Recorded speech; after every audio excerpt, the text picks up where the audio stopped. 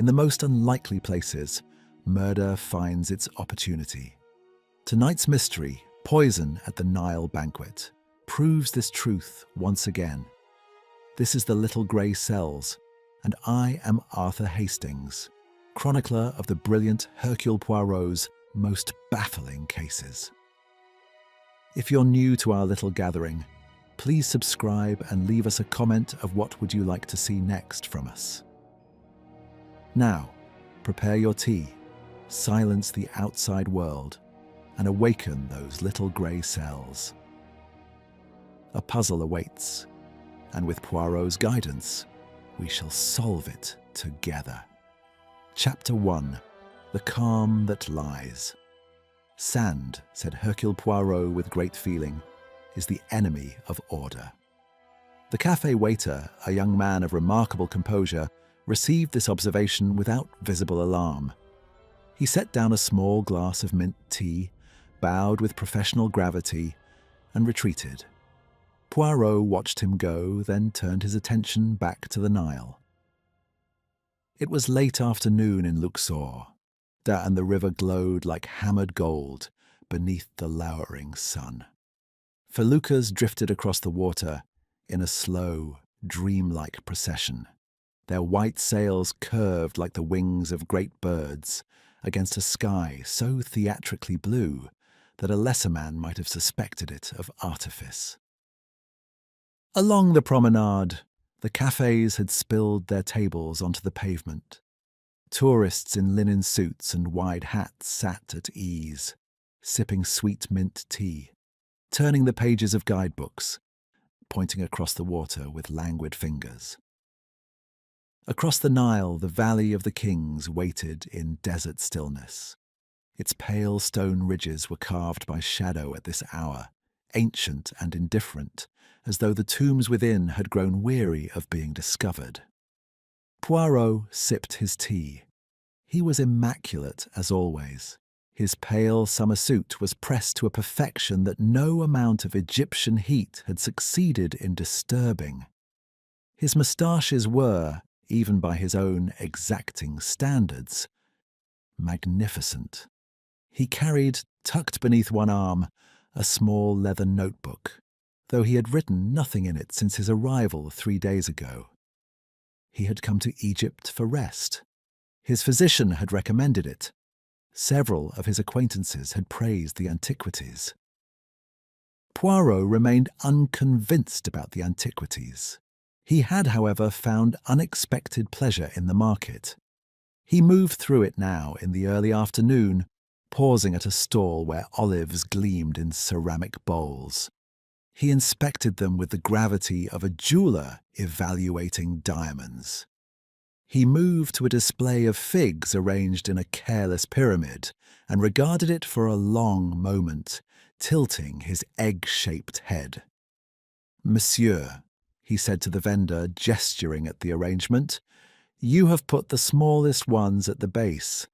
It is not logical. The pyramid, she will collapse." The vendor stared at him. Poirot moved on, satisfied. He was passing a stall hung with brass scarabs and strings of blue beads when a French tourist stepped into his path, a guidebook open in one hand and a look of mild desperation upon his face. "Monsieur, peut-on vous demander, how does one boil an egg properly here? The hotel, it is most unreliable." Poirot stopped. He considered the question with appropriate seriousness. "The perfect egg, monsieur, must be boiled precisely 4 minutes and 30 seconds. Not 4, not 5. Precision is civilization." He tapped his temple. "Remember it." The Frenchman stared, then wrote it down. Poirot nodded, pleased, and continued towards the cafe nearest the promenade. He had almost reached his table when he noticed her. She was seated at the next table along the railing, a woman of perhaps 40, dressed simply in dark clothes. She wore large, dark glasses of the sort popular with tourists who wish to observe without being observed. Look, she was quite still. Not the idle stillness of someone at leisure, but the rigid stillness of someone who was concentrating very hard on appearing calm. Poirot did not sit down. He paused as though consulting his notebook. The woman did not look at him. She was staring at the river, or appeared to be. But her right hand, resting on the table beside an untouched glass of tea, was trembling very slightly. Poirot took one step towards his own table. She whispered. She did not turn her head. She did not raise her voice. She spoke in a murmur so quiet that the sounds of the market and the calls of the boatmen on the water almost swallowed it entirely. Monsieur Poirot, you should not attend the banquet tonight. Poirot stopped. He did not look at her directly. He had long since learned that the most important moments of an investigation could be undone by a single impetuous movement. Instead, he appeared to be reading something in his notebook, while his grey cells engaged themselves with considerable speed. He had not mentioned the banquet to anyone in Luxor. He had accepted the invitation only yesterday in the privacy of his hotel room. The Nile banquet was a glittering diplomatic affair held aboard the luxury river steamer Isis Crown. 200 guests, lanterns on the water, the desert air for atmosphere. He had been invited, he suspected, because someone thought Hercule Poirot would lend the occasion a certain distinction. He had not told a soul. A folded card appeared on his table. It had not been placed there by a waiter. He had not seen the woman's hand move. Yet there it was. When he looked up, the chair at the next table was empty. He scanned the promenade quickly. The market crowd was dense, shifting, colourful, brass and linen, and the sharp smell of spices. She was gone as completely as though the afternoon had swallowed her. He opened the card. 3 words, written in a precise, educated hand, and in black ink. The Nile remembers. Poirot stood quite still for a moment. The river glittered. A felucca passed slowly, its white sail catching the late sun. Then he sat down, picked up his mint tea, and turned his attention to the promenade with the appearance of a man perfectly at his leisure. But his eyes moved carefully, methodically, cataloguing faces as he had catalogued the figs. And there were faces worth cataloguing. At a cafe table some yards away, a tall man in his early 50s was holding court with considerable noise. He had the broad, sunburned good looks of someone long accustomed to being photographed beside things he had dug up, and a laugh that carried easily across competing conversations. Dr. Adrian Bellamy, unless Poirot was much mistaken. The celebrated British archaeologist whose new excavation near the Valley of the Kings had been announced in 3 European newspapers within the past month. Bellamy raised his champagne glass in a toast to no one in particular. But when he set it down and reached for his cigarette case, his hands shook. Further along the promenade, a woman in ivory silk sat alone at a small table. She was examining what appeared to be a carved amulet, turning it in long fingers with a predatory concentration. She was perhaps 50, with high cheekbones and the sort of elegance that was not English. Poirot had seen that quality of attention in dealers and collectors the world over. A newspaper lay open before her. She had not turned its page in 20 minutes. At the docks, where the Isis Crown sat gleaming on the water in preparation for the evening's banquet, a man in the white uniform of a senior steward stood watching the approaching visitors with dark, unreadable eyes. He was perhaps 35, precise and controlled in his bearing. He studied each face that came near the gangway with a concentration that went some way beyond professional vigilance. And on a balcony above the river, almost directly overlooking the steamer's mooring, a young man in the light khaki of a British military uniform was engaged in what appeared to be a heated, hushed argument with someone Poirot could not see. Lieutenant by the insignia and badly sunburned. He was doing the listening mostly. His jaw was tight. Poirot noted them all. He was about to call the waiter for a second glass of tea when he became aware that he was being watched. He turned his head, carefully, as if following the movement of a felucca on the water. A small girl, perhaps 10 years of age, stood at the edge of the cafe's shade. She wore a dress of faded blue cotton and carried a basket of flowers, roses mostly, wilting in the heat. She was ostensibly selling them, but she had made no attempt to approach him or any other customer, or she was simply watching Poirot with a careful, serious attention that no child her age had any obvious reason to possess. He met her gaze. She didn't look away. After a moment, she turned and walked back into the crowd, unhurried, and disappeared. Poirot turned the folded card over in his fingers. The Nile remembers. He looked at the Isis crown, beautiful and white at the moorings, its crystal lanterns already being lit against the approach of evening. In 2 hours, the gangway would be lowered and 200 guests would board. The ship would leave the dock at dusk. It would drift upriver through the darkness while an orchestra played and the desert breathed cold air across the water. Once it left, no one would leave. The river was narrow here. The desert surrounded the town on all sides like a wall. The steamer was a floating room with no exit. Poirot folded the card neatly and placed it in his breast pocket. He would, of course, attend the banquet, and the pieces were already on the board. He had seen enough to know that much. Whether they knew they were pieces was another question entirely. One his grey cells were already beginning, with quiet pleasure, to consider.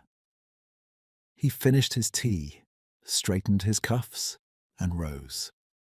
The afternoon felt different now, as the air sometimes does before a storm, charged and still, and waiting. Chapter 2. The Calm Cracks. The Isis crown was, by any measure, a vessel of extravagant self-regard. She sat at the Luxor docks in the last light of the afternoon, gleaming white from stem to stern, her upper deck strung with crystal lanterns that caught the dying sun and scattered it in small, brilliant fragments across the water. Stewards in white uniforms moved along her rails with the purposeful choreography of a well-rehearsed performance. Garlands of fresh jasmine had been wound around the gangway posts. The smell of them, sweet and slightly funereal. He reached Poirot before he had taken 3 steps onto the dock. He paused at the foot of the gangway. 200 guests the invitation had promised. Dignitaries, archaeologists, collectors, diplomats, society figures of the kind that attach themselves to such occasions as barnacles to a handsome hull. The Nile banquet was held once every 2 years, Poirot had been told. A tradition inaugurated by a wealthy English patron now deceased, and perpetuated by a committee of enthusiasts who wished to believe that dining expensively on a river constituted a contribution to civilization. Poirot was not unsympathetic to this view. He had always believed that a good dinner, properly managed, was one of mankind's more creditable achievements. Tonight, however, he found himself less concerned with the menu. He presented his invitation to the steward at the gangway, a young man, nervous, doing his best, and was directed to the upper deck. He moved slowly, noting everything. The arrangement of the tables was visible from the gangway. A long central table for the principal guests, smaller tables arranged in a horseshoe about it, white cloths, silver candlesticks, crystal already set.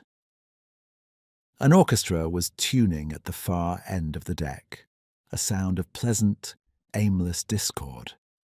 Poirot accepted a programme from a passing steward and opened it. The guest list ran to 4 pages of small print.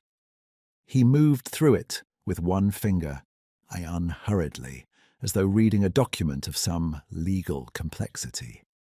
Most names meant nothing, but 3 caught and held his attention in rapid succession. Dr. Adrian Bellamy, Madame Céline Carpathos, Lieutenant Daniel Mercer. He had placed all 3 within the past hour on the promenade and at the docks. That each of them should be attending this particular banquet was not, in itself, remarkable. Such events attracted exactly these sorts of people: the celebrated, the wealthy, but the officially attached. But 3 faces that had each, in their separate ways, arrested his attention in the course of a single afternoon, now appeared together on a single page, and Poirot had long since ceased to believe in that variety of coincidence. He read on, and then he stopped. The name was near the bottom of the second page: Madame Clara Hastings. No title given, no affiliation noted. He stared at it for a moment, his finger resting lightly on the page. The woman at the café. He was quite certain of it. The dark glasses, the rigid stillness, the trembling hand. Clara Hastings. A name that was English, and yet she had whispered to him in French, or rather, she had addressed him in the French manner, Monsieur Poirot, as people did who thought of him in his own language before their own. He found the head steward. Yusuf al-Rashid was the man he had observed at the docks, and he was, at close quarters, precisely what he had appeared from a distance: controlled, watchful, with eyes that assessed each new piece of information and filed it somewhere the face did not reveal.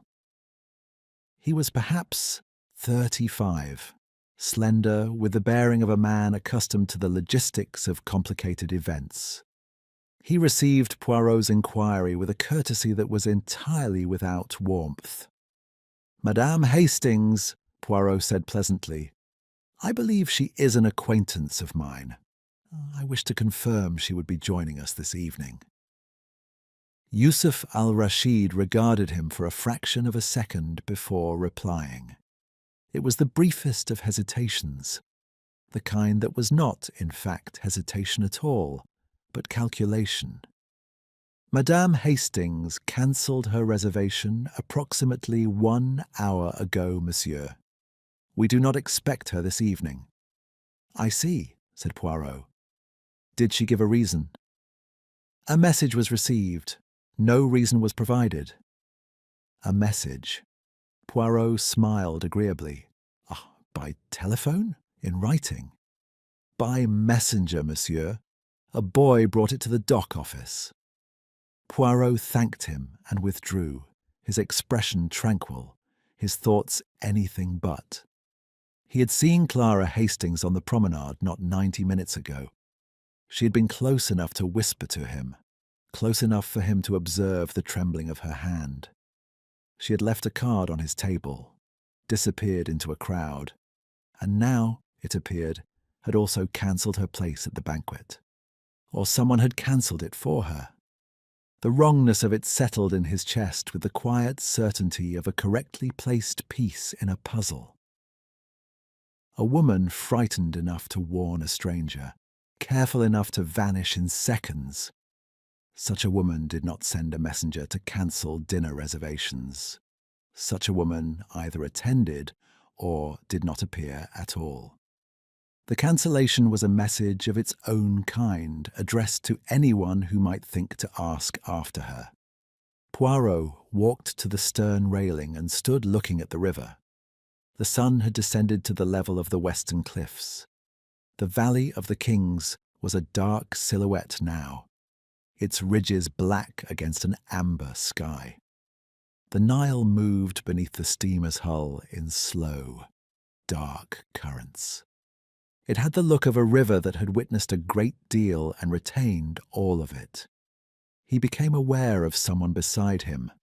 She was small, no higher than his shoulder, the flower girl from the market, the child in the faded blue dress. She had acquired from somewhere a fresh rose and was holding it in both hands with an air of solemn ceremony. Poirot turned to look at her, and she looked back at him with the same serious, measuring attention she had shown on the promenade. "You should not be on this vessel," Poirot said to her gently. She said nothing. She held out the rose. It was not a rose, he saw, as he took it from her. It was a blue lotus flower. I pressed flat and then partially opened again, its petals arranged around something nestled at its center. He looked at the child's face. She was watching him with an expression that was, for a child of 10, remarkably composed. He turned the flower over carefully. Tied inside the petals with a single loop of white thread was a strip of parchment. It was the same material as the card he carried in his breast pocket. Not modern paper, but something older, heavier, with a faint texture. On it, in the same precise black hand, was written a single item, a time, 9:15 del pomeriggio, nothing else. Poirot raised his eyes. The girl had gone. He had not heard her leave. He had not seen her move. The stern deck was empty behind him, the gangway still 30 yards distant and guarded. He looked over the railing.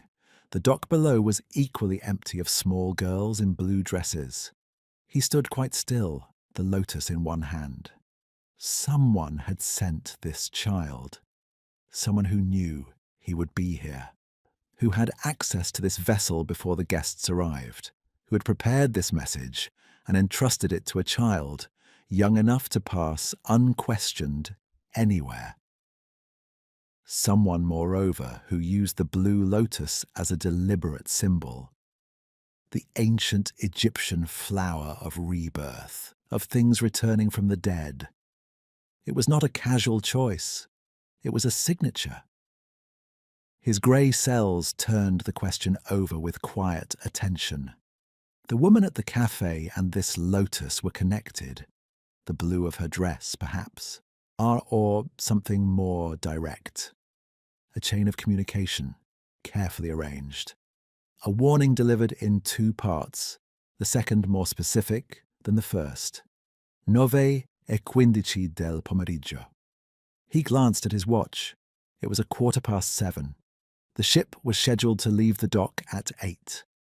By 8:30 they would be clear of the town and moving upriver through darkness. By 9 o'clock the first course would be served. At 9:15, by someone's precise calculation, something would occur.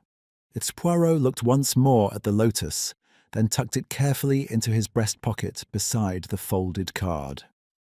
They lay there together, the Nile remembers, and a time, like 2 halves of a sentence whose middle was still missing. He smoothed his lapel. Across the deck he could see Bellamy holding a fresh glass of champagne and telling a story to a semicircle of admiring strangers. His voice carried. His laugh was easy and large. Nothing in his manner suggested a man who had spent the afternoon with trembling hands. Either the champagne had steadied him, or he was a considerably better actor than his public reputation, which was already quite accomplished, suggested.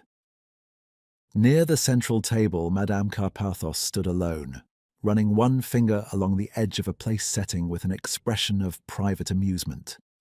She glanced up, caught Poirot's eye across the deck and held his gaze for precisely 1 moment before looking away. She had known who he was. He was certain of it. There had been no curiosity in that glance, only assessment. The orchestra struck up at the far end of the deck, a waltz of cheerful imprecision. The gangway was raised at 8 minutes. The Isis Crown slipped her moorings quietly, almost without sensation, and moved out into the black Nile. The lights of Luxor drew back behind them. The desert closed in on either side, dark and immense and indifferent.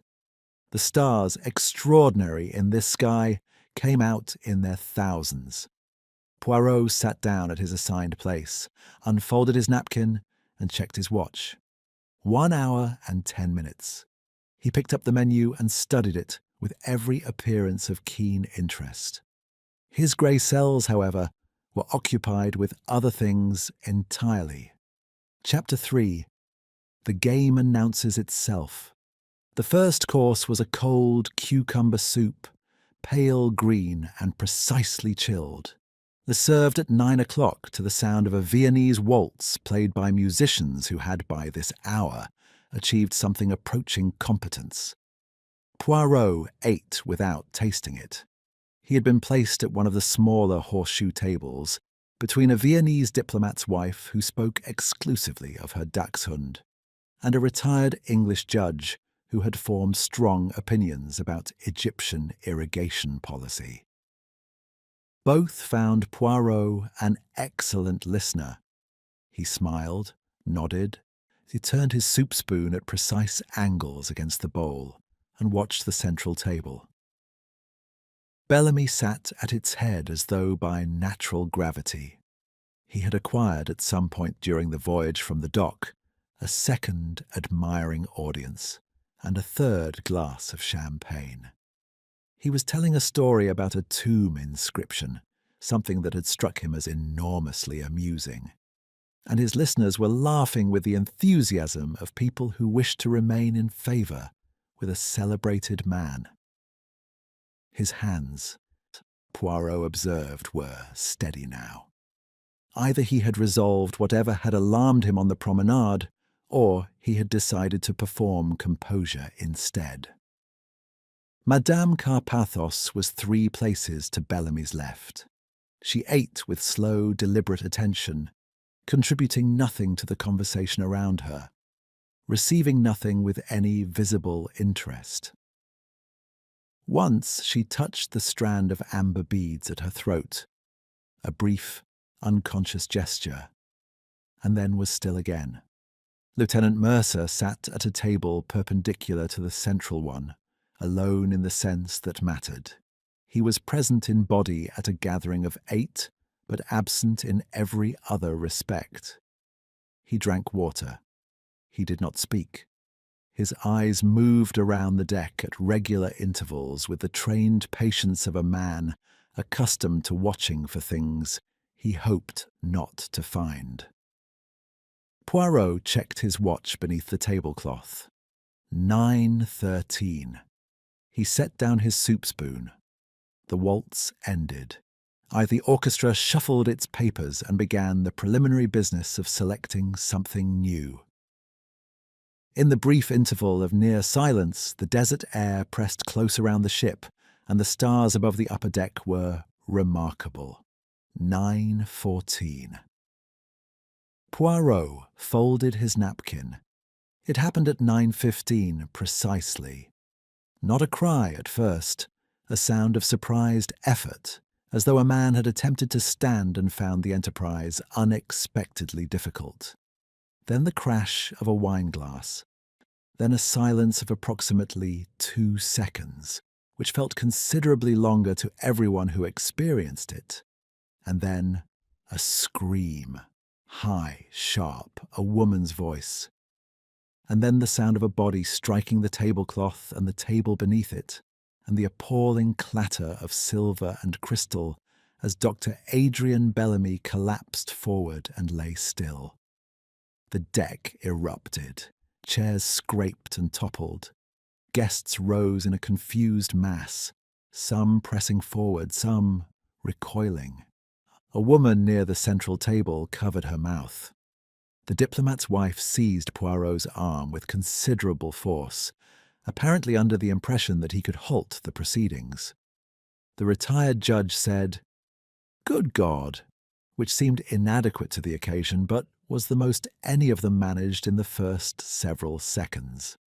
The orchestra stopped mid-phrase. Poirot was on his feet immediately. He moved with a speed and purpose that surprised those who had judged him on the basis of his small, immaculate person to be ornamental. He reached the central table in seconds, inserted himself through the ring of frozen guests, and knelt beside Bellamy's chair. One look was sufficient. Bellamy was dead. The precise medical fact of it was unmistakable to a man who had seen death as many times as Poirot had. The face, pressed sideways against the white tablecloth, was slack and already beginning to carry that particular quality of absence. The champagne glass had shattered. A dark stain spread across the cloth. Poirot did not touch the body. He looked instead at the table, at the placement of objects, the position of the hands, the relative arrangement of everything precisely as it had fallen and settled. He noted the second wine glass, the one containing red wine, which stood at Bellamy's right hand and was full. The champagne glass, shattered, was at the left. Someone had placed a hand on his shoulder. He looked up. Lieutenant Mercer stood over him, all military instinct and sunburned authority. "I'm the ranking security officer," Mercer said. His voice was controlled. "We need to secure this area." "We," said Poirot, without moving. "In one moment." Because there was something else. It lay beside Bellamy's right hand, placed with a neatness that was entirely inconsistent with the chaos of the fallen table setting around it. A single blue lotus flower, fresh, its petals fully open, while Poirot looked at it for 3 full seconds without touching it. Then he leaned very slightly closer. Inside the lowest petal, folded and tucked, with the same thread he had seen earlier, was a strip of parchment. He did not remove it. He could read the first line from where he knelt in the candlelight. A row of hieroglyphs, and beneath them, in English, a translation in the same precise black hand. "The river remembers the dead." He straightened up and turned to face the assembled guests. Yet they were watching him. 200 people in evening dress, caught between panic and paralysis, looking instinctively for someone to tell them what to do. It was, in Poirot's experience, the characteristic posture of frightened human beings, and it was one he had long since learned to address. He clasped his hands behind his back. He let the silence extend itself by 2 or 3 seconds beyond comfort. Then he spoke with the quiet clarity of a man entirely accustomed to being heard. "Mesdames et messieurs, I am Hercule Poirot. Nobody will leave this deck." The effect was not immediate, but it was decisive. The wave of movement that had been gathering, the instinct to rush, to find a telephone, to locate a steward, broke and receded. Several people sat down, others remained standing but were still. Mercer, to his credit, understood at once. He was already positioning himself near the deck stairs before Poirot had finished speaking. "What, the ship's lounge?" Poirot said to him quietly. "Have it cleared. I will need it." "On whose authority?" Poirot looked at him. It was a particular look, patient, pleasant, and entirely immovable. "On mine," he said simply, and moved away. He found Yusuf al-Rashid at the edge of the crowd, watching everything with eyes that gave away nothing at all. Poirot did not waste time on pleasantries. "The guest list," he said. "Every name, every table assignment, every late cancellation. I want it on the table in the lounge within 5 minutes." Al-Rashid looked at him steadily. "Monsieur Poirot, the proper authorities are not on this ship. We are in the middle of the Nile. The nearest authority, by my calculation, is approximately 8 kilometers distant and moving no closer until we dock." Poirot's tone did not change. "The guest list, s'il vous plaît." A pause. Then Al-Rashid inclined his head fractionally and left. Poirot returned to the body only once more, briefly, crouching close to look without touching. The lotus had been placed after Bellamy fell. It could not have survived the impact undamaged if it had been on the table before. Someone had moved through the chaos of screaming and overturned chairs and set it down with care and then resumed their place among the horrified guests. Remarkable nerve, remarkable theatre. He stood. From the breast pocket of his jacket he withdrew his notebook, the same small leather book he had carried through the market that afternoon, its pages still largely empty, and opened it to the first clean page. He wrote 3 things. Bellamy, dead. 9:15 del pomeriggio. Below this he drew, with economical precision, 3 small circles in a row. He considered them for a moment, then made a small mark through the first. 2 remained. He closed the notebook. In the ship's lounge, which had been cleared of its late evening card players, and now held only a long table, several chairs, and the guest list delivered by Al-Rashid, with the punctuality of a man who understood that resistance had already been lost, Poirot sat down and began to work. He wrote names in columns. He noted table positions. He drew on a fresh page a rough map of the upper deck as he had observed it during dinner, placing each significant figure at their correct position. And Bellamy at the head of the central table. Carpathos 3 places left, Mercer at the adjacent table.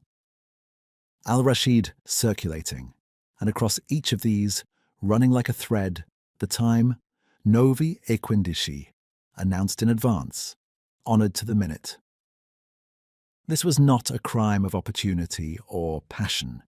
It required knowledge of Bellamy's movements, access to the vessel before the guests boarded, a method of poison that operated to a predictable schedule, and the extraordinary composure to place a flower beside a dead man while 200 people screamed around him. Or, Poirot corrected himself, setting down his pencil, to have arranged for it to be placed by another hand in the confusion. He looked at his notebook. The parchment in the lotus had carried a message. A message was not sent to the victim. It was sent to an audience. He murmured it to himself, almost inaudibly, was in the quiet of the lounge while the stars moved outside the porthole and the Nile carried them slowly upriver through the dark. This killer does not hide. They perform. He picked up his pencil and drew a 4th circle slightly apart from the other 3. He stared at it for a long moment. Then he put a question mark beside it, closed the notebook, and went to begin his interviews. Chapter 4. The Banquet Turns to War. The ship's doctor was a small, worried Scotsman named Falls who had spent the greater part of his career attending to sunstroke and stomach complaints, and was now confronted with something well outside that jurisdiction. "Poison," he said, straightening up from Bellamy's body with the expression of a man who wished very much that he could say something else. "I cannot tell you which. That requires a laboratory, and we have not got one. But the presentation, the speed of collapse, and the dilation It is consistent with something introduced to the digestive system within the past hour. The wine, said Poirot. Faulds looked at the shattered champagne glass, then at the full red wine glass still standing at Bellamy's right. Possibly. The champagne glass is broken, which is unfortunate. It is broken, Poirot said with great precision, because Bellamy knocked it over as he fell. The red wine glass he did not touch. It remains full because he did not drink from it. He paused. And yet it was placed at his right hand, which is the hand of a right-handed man. The champagne glass was at the left. Faulds blinked. Someone switched them. Someone, Poirot agreed, ensured that the glass he would reach for first, the glass already in his hand, the glass he had been drinking from all evening, contained the correct substance. He looked at the red wine with detached attention. The red wine may be entirely innocent. It was there for appearances only. A switched glass requires a replacement, or the absence is noticed. He thanked the doctor and left him to his duties. The upper deck had been reorganized under Mercer's supervision into something approximating order. Guests sat at tables or along the railings in small, subdued clusters, talking in the lowered voices of people who had recently been frightened and were now performing calm. The body had been moved, and at Poirot's instruction, to a cabin below deck. The central table had been left otherwise undisturbed, a steward stationed beside it with instructions that nothing was to be touched. Poirot stood at the edge of the deck and looked at it. The switched glass troubled him, not because it was clever, though it was, but because of what the cleverness revealed. To switch a man's glass at a crowded dinner table, in reasonable candlelight, among 200 guests, it required either a moment of genuine invisibility or a position of perfect naturalness. A steward moving between guests with a bottle could do it. So could a guest who rose from their seat for a reasonable purpose. To speak to someone, to adjust a place setting, to reach across for something, and contrived to make the exchange in the same movement. It required, above all, that Bellamy not notice, which meant either that the substitution was performed by someone Bellamy trusted, or by someone so unremarkable to him. A servant, a functionary, a face beneath consideration, that his attention simply slid past them. Poirot drew his notebook from his pocket and added a note. He was replacing it when Mercer appeared at his elbow. "The ship's wireless is operational," Mercer said. "I've sent word to the Luxor authorities. We'll have people aboard when we dock, which the captain estimates will be around 4 in the morning." He paused. "In the meantime, the passengers are asking questions I can't answer. They want to know if it's safe." "And what did you tell them?" "That we are investigating." "Good, it is true, and it commits one to nothing." Poirot looked at him. "You knew Bellamy, Lieutenant." It was not a question. Mercer's jaw tightened in a way that confirmed it even before he spoke. "We had met, professionally, in connection with his excavation work?" "In connection with my work." A careful distinction and deliberately made. "I'm attached to the Diplomatic Security Office.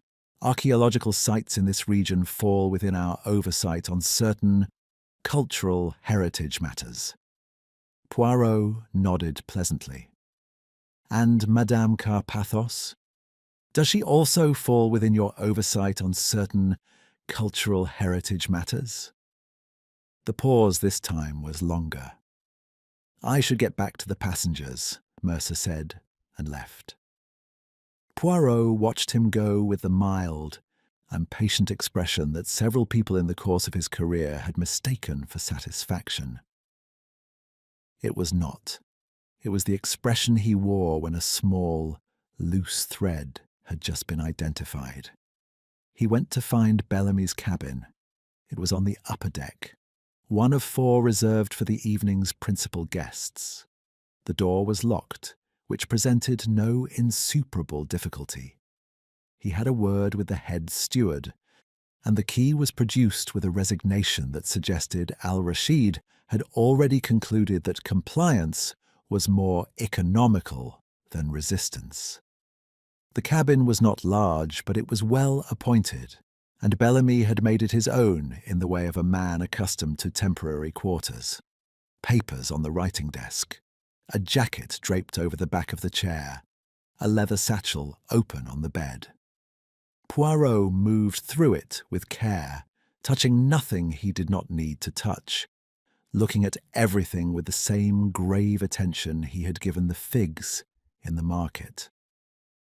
The papers were mostly professional, correspondence with the Egyptian Antiquities Service, notes in Bellamy's cramped hand concerning the current excavation, a draft article for an academic journal.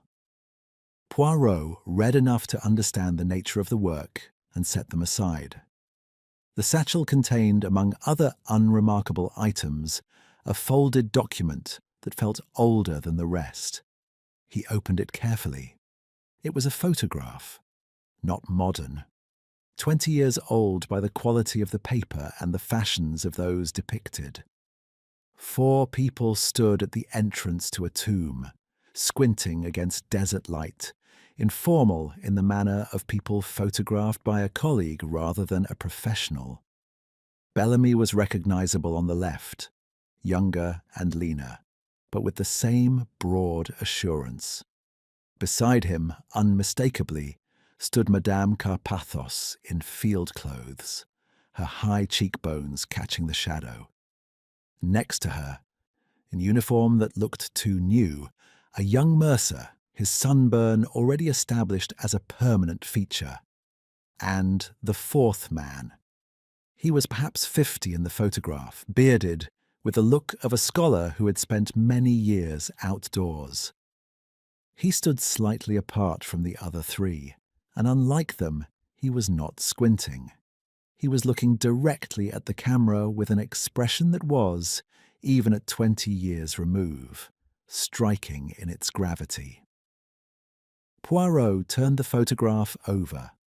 On the reverse, thin faded pencil, Tomb of Amun-Ka, excavation party, and 4 names. Bellamy, Carpathos, Mercer, Ward, Professor Elias Ward. Poirot set the photograph on the desk and stood very still for a moment, his egg-shaped head slightly tilted. Ward.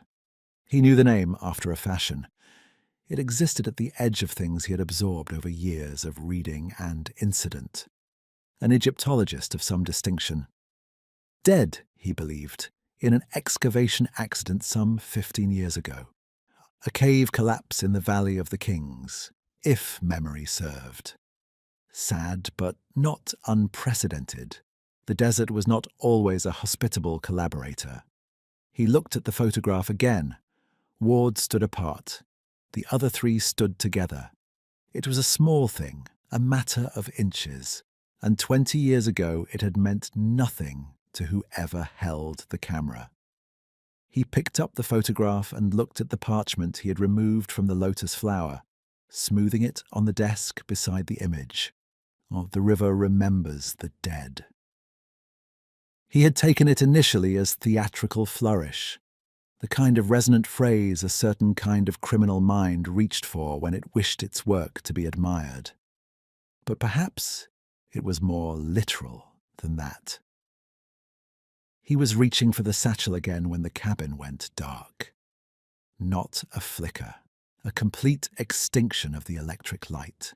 Instantaneous, as though the thought had been removed from the room rather than the current from the wire.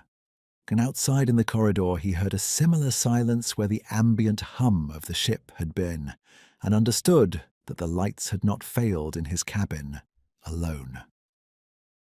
He stood absolutely still in the complete darkness. Through the porthole, starlight provided the faintest possible suggestion of the room's edges. He heard the door. It was done quietly, someone who knew how to turn a handle without sound, how to place a foot without announcing it. The door had been unlocked, though he had not thought to relock it, which was, he acknowledged privately, an oversight. He pressed himself against the cabin wall beside the writing desk and did not breathe. A shape in the darkness, moving with purpose towards the bed, towards the satchel. Hands, confident and practiced, going through it with speed. Poirot calculated the distance, the angles, the probable velocity of two people in a small, dark room, and arrived at an unhelpful conclusion. He said, quite calmly, "What is it that you are looking for?" The shape lunged, not at him as he had braced for, but past him, rebounding off the desk with force enough to scatter the papers. The door crashed open. Poirot reached the corridor in 3 quick steps and was in time to see a figure already at the far end, turning for the external deck. He followed at the best speed available to him. The deck was dark, the stars above it brilliant and useless. He reached the stern railing and looked over. Below, the Nile was black and moving. A splash, the widening rings of disturbed water catching what little light there was. Gone. Poirot gripped the railing and looked at the river for a long moment. The ship continued its quiet progress upstream. The desert on both banks was enormous and still. He returned to the cabin and, with care, gathered the scattered papers from the floor. The photograph was still on the desk, undisturbed, as the intruder had been looking for something else, something expected to be in the satchel, something small enough to be carried out in a hand. He looked through the satchel again methodically. At the very bottom, beneath a folded map, he found it. A second document, this one in a sealed envelope bearing the crest of the Egyptian Antiquities Service. He opened it. Inside were 2 pages of closely written figures, inventory records, excavation logs from the tomb of Amun-Ka, dated 20 years ago, with notations in a different hand, corrections, omissions, items listed as present that did not appear in the official published record. Bellamy had kept this for 20 years, and someone on this ship had very much wished to retrieve it before anyone else found it. Poirot folded the documents carefully, placed them in his breast pocket alongside the parchment and the card with its 3 words, and turned off the sputtering lamp the steward had brought him. He sat for a moment in the dark. The thief had jumped into the Nile rather than be identified. That was, Poirot reflected, a considerable commitment to anonymity. The river was cold at this hour, and the current was not gentle. Unless, of course, the person in question was an excellent swimmer who had planned for precisely this contingency. He added another note to his notebook. Then he went to find Madame Carpathos. Chapter 5. The Pursuit and the Maze. Madame Carpathos had taken up a position in the ship's small forward saloon, a room of red velvet and dark wood panelling that suited her rather well. She sat upright in the best chair, a glass of brandy untouched on the table beside her, and regarded Poirot's entrance with the expression of a woman who had decided, at some point in the last hour, to be entirely composed. It was, Poirot thought, a decision that had cost her some effort. Monsieur Poirot." She gestured to the opposite chair with the economy of someone who had spent a lifetime indicating to others where they might sit. "I wondered when you would come." "Did you?" He settled himself, smoothed his jacket, and said nothing further. The silence, in his experience, was frequently more productive than the question. She endured it for 8 seconds. I suppose you want to ask me about Adrian. I want to ask you about Professor Elias Ward. The composed surface did not shatter. It cracked, a single fault line, visible for just a moment in the stillness around her eyes, the fractional tightening at the corners of her mouth. Then it was repaired as smoothly as a plasterer working quickly on fresh damage. But Poirot had seen it. Ward has been dead for 15 years, she said. Oui, and yet his name appears on a photograph in Bellamy's possession, beside yours and Lieutenant Mercer's. Poirot folded his hands in his lap. The 4 of you worked together at the tomb of Amunkar. It was a long time ago. Murder, said Poirot pleasantly, has a remarkable effect on the passage of time. It tends to make certain moments feel very recent indeed. She looked at him. The assessment in her eyes was frank and undeceived. She was not, he concluded, a woman who wasted energy on hoping her interlocutor was less intelligent than he appeared. That, in itself, was informative. "What do you know?" she said at last. "A little. I find it more interesting to understand what you know." He tilted his head slightly.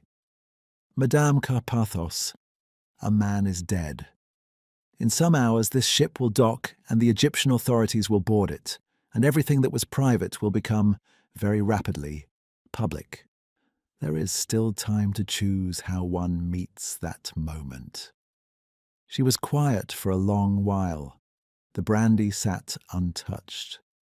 Outside the porthole, the desert moved past in a blackness so complete it might have been the sea. "The excavation," she said finally, as though the word itself required careful handling. "We found something that season. Not a treasure, nothing of that sort. The tomb was documented, largely intact, significant in academic terms. But in the records, as we were completing them, I found discrepancies." "What manner of discrepancies?" "Items catalogued in the field notes that did not appear in the official records submitted to the Antiquities Service. Small items initially, canopic fragments, a set of Ushabti figurines, 2 alabaster vessels." She paused. "Then larger ones. I checked twice because I thought I had made an error." "And had you?" "No." A flat word with the weight of 2 decades behind it. The official record had been altered. Items of considerable value had been omitted. Adrian's handwriting was in the corrections. Poirot said nothing. Elias saw it too. Elias Ward was the most meticulous man I have ever known, more so even than myself, and I am not careless. He confronted Adrian privately. I was not present, but I was told what passed between them. Ward gave him a fortnight to correct the record and return the items. Adrian laughed at him. He said the pieces were already gone, that Ward had no proof of his specific involvement, and that academic careers could be made considerably more difficult by the wrong word in the wrong ear. She touched the amber beads at her throat. Elias did not have Adrian's connections. His position was not secure in the way that Adrian's was. And 3 weeks after this conversation, the cave collapse. She said it without inflection, which was itself a kind of inflection. A section of the tunnel at the secondary entrance. Elias was inside. No one else was hurt. The inquiry found no evidence of interference. She looked at her hands. I have lived 20 years with what I believe and cannot prove. And Mercer. Daniel was young. He knew enough to be uncomfortable and not enough to act. He was attached to the site for security purposes only, nominally. I believe, he understood what had happened. I think he has understood it for 15 years, and found that understanding very heavy. She picked up the brandy finally and set it down again without drinking. We never spoke of it, any of us. It became the thing that existed in every room we were in together and was never mentioned. Poirot rose. He had what he had come for, not the complete architecture of the thing, but the ground floor of it, which was sufficient for now. He paused at the door. The intruder in Bellamy's cabin this evening," he said. "Someone went through the satchel. They were looking for the excavation records, documents Bellamy had kept, apparently, for reasons of his own." She went very still. "Those documents are now in my possession," Poirot said. "I mention this so that no further searches of cabins will be necessary." He regarded her steadily. "Bonne nuit, madame." He left her sitting upright in the red velvet chair, her hands folded in her lap, and felt quite certain that she would not sleep. In the corridor, he stood for a moment, organizing his thoughts into their proper order. Carpathos believed Bellamy had killed Ward. She had carried that belief for 20 years, with the particular corrosive patience of a person who has no recourse to action. That was guilt of its own variety.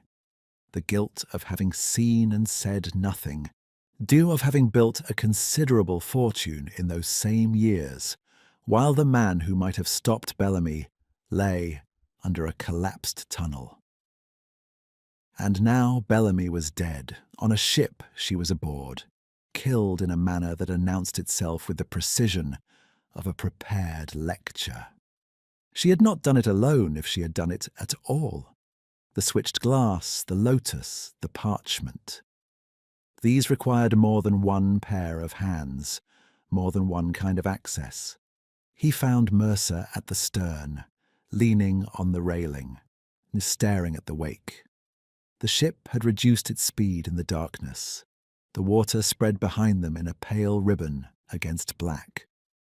"You were on that balcony this afternoon," Poirot said, stopping beside him without preamble. "Arguing." Mercer's hands tightened on the railing. He did not turn. "You're very observant, Monsieur Poirot." "It is what I am for." "Who were you arguing with?" "A colleague." "About?" "The banquet, whether I should be attending." He exhaled slowly. "I had reservations." "About Bellamy's presence." Now he turned. His face in the starlight was tired in a way that had nothing to do with the hour. "What has she told you?" "Enough to know that you have been carrying something considerable for a long time." Poirot kept his voice level, without accusation.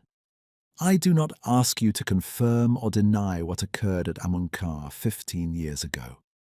That conversation will happen in daylight, with the appropriate authorities, and it will happen whether you choose it or not. What I ask you now is simpler." Mercer waited. "Is there anyone on this ship who had reason to know the full details of what happened at that excavation? Not suspicion, knowledge. The specific kind that could have been used to construct everything that occurred tonight." A long silence. The desert slid past. Something, a nightbird perhaps, called once from the far bank and was not answered. "Ward had a daughter," Mercer said at last. "I heard she'd been asking questions, tracking down people who were on the site that season." He looked back at the water. "I don't know if she found anything. I don't know where she is." Poirot looked at him for a moment. "Her name?" "Clara." He paused. "Clara Ward. She may have married. I'm not certain of her surname now." Poirot said nothing. He turned the name over in his mind, setting it beside the other thing he was thinking. The cancelled reservation, the messenger boy, the woman in dark glasses with her rigid stillness and her whispered warning, and felt the small, decisive click of a thing correctly placed. Clara Hastings, Ward's daughter. She had come to this ship, or tried to. She had warned him on the promenade. She had cancelled her reservation through a messenger she had not sent, and she was somewhere in Luxor, or was not. "Lieutenant Mercer," Poirot said carefully, "when this ship docks, I want you to ensure that a search is made for a woman named Clara Hastings, immediately, before any other business." He paused. "It is important." Mercer straightened, the military instinct useful at last. "You think she's in danger." Poirot looked at the river. It ran dark and fast alongside them, carrying everything with it, retaining nothing on its surface. "I think," he said slowly, "that I have been looking at the foreground of this picture very carefully and have only just begun to notice the background." He wished Mercer good night and walked back towards the lounge, his footsteps quiet on the deck. The 3 circles in his notebook. Bellamy dead, 2 remaining. The theatrical lotus, the precise timing, the parchment that announced its own meanings. He had taken all of it for the substance of the crime. It was possible, he now considered, that it was nothing of the kind. It was possible that it was the frame. And that inside the frame, invisible to everyone watching the performance at the central table, something else had already happened, or was happening now, in a quieter register entirely. He quickened his step. Chapter 6. The Second Strike. The Isis Crown's engine stopped at 3 minutes past midnight. It did not splutter or wind down gradually in the manner of machinery that has suffered some mechanical misfortune. It simply ceased, as completely and suddenly as a candle pinched between 2 fingers, and the silence that replaced it was so abrupt and so total that every passenger still awake felt it as a physical thing. A pressure change, a held breath, the world pausing to consider something.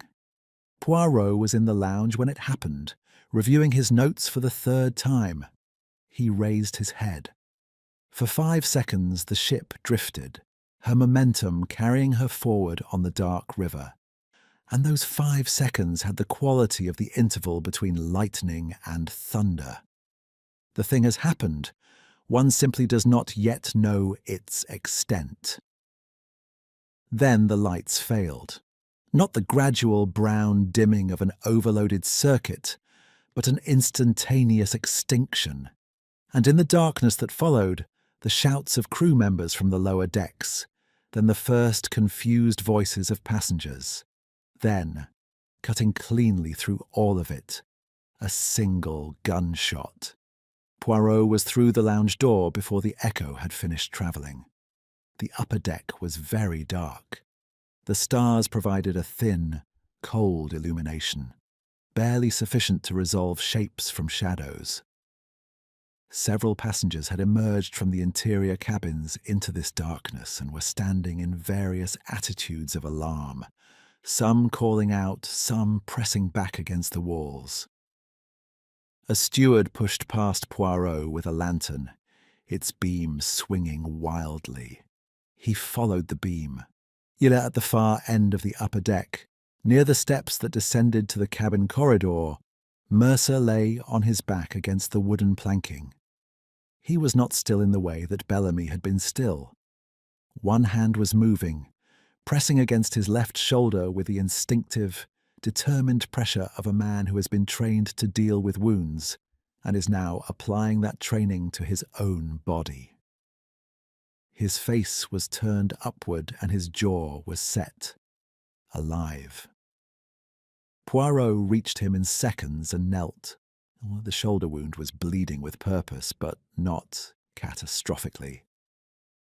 Faulds, arriving moments later with his medical bag and the expression of a man being asked to run a second race before the first had properly finished, took over with quiet efficiency.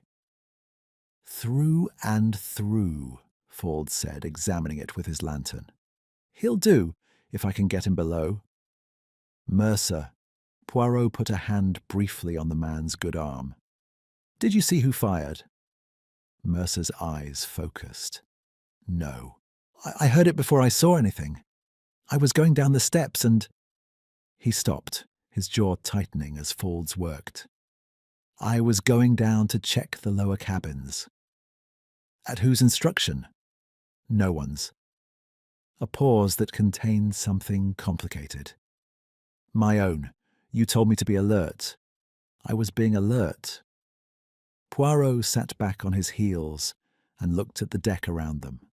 The lantern light showed him what he had known, with a flat certainty that he would find. It lay at Mercer's feet, placed with the same deliberate care as its predecessor. A blue lotus flower, fresh and intact, its petals undamaged by the fallen man's proximity. He picked it up without haste. 2 petals had been folded inward and secured with thread. He opened them. No parchment this time. Inside, where the parchment had been before, there was nothing. An absence where a message should have been, as deliberate in its way as everything else. Poirot turned the flower slowly in his fingers, examining it from every angle, then set it carefully in his breast pocket. He stood and became aware of the crowd that had gathered at a cautious distance. Passengers in various states of undress, clutching one another's arms, their faces pale in the scattered lantern light. Among them, Carpathos stood alone, her ivory silk a luminous smear in the darkness. Her eyes found Poirot's and held them across the width of the deck with an expression that was not quite the horror it should have been. It was something closer to recognition, as though she'd been waiting for precisely this. He noted it and filed it and turned to Al-Rashid, who had materialized at his elbow with the uncanny punctuality that Poirot had come to expect from him. "The engine," Poirot said. "The chief engineer is below. He says the fuel feed was interrupted. Deliberately, he believes. It will take 40 minutes to restore." 40 minutes.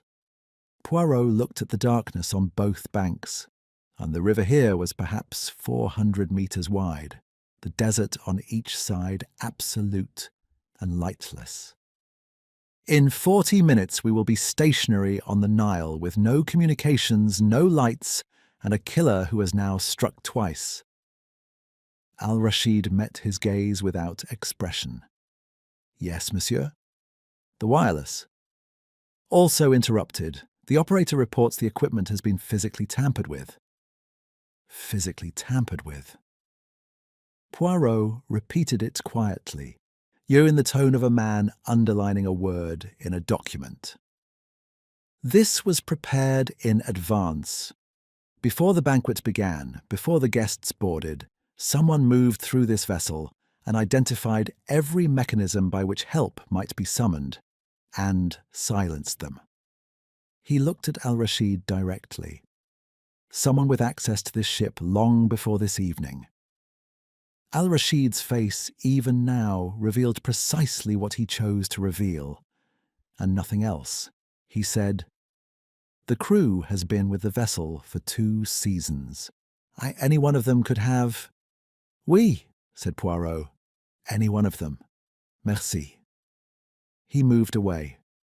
The darkness of the lower deck was mitigated only by the lanterns that stewards had now distributed along the corridor walls.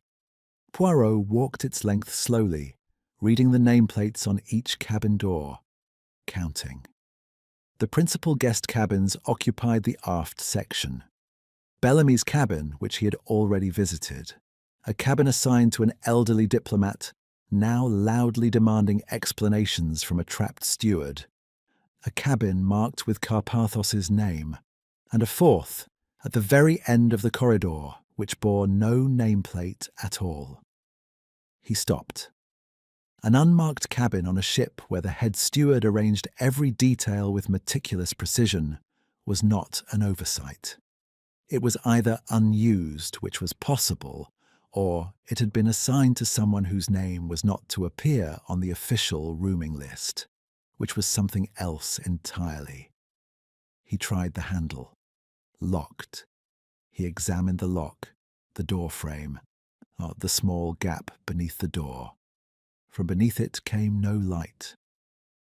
But that proved nothing since the lights were out throughout the ship. He crouched and looked more carefully.